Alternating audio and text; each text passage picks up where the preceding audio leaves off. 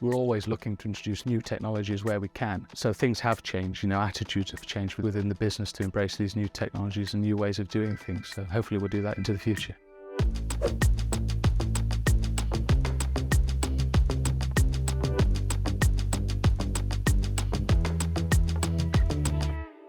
We've kind of been supporting the Sustain scheme from the beginning, but they've really supported us to guide us in our decarbonisation plans, looking at some of the technologies that are available and some of the work and where the overlaps are with the other steel producers in the country. So I am the bridge between kind of university level of engagement and production side of the business, so I kind of straddle both those camps and take the kind of expert knowledge we have within the company and interact with the universities and guide the research and the developments there.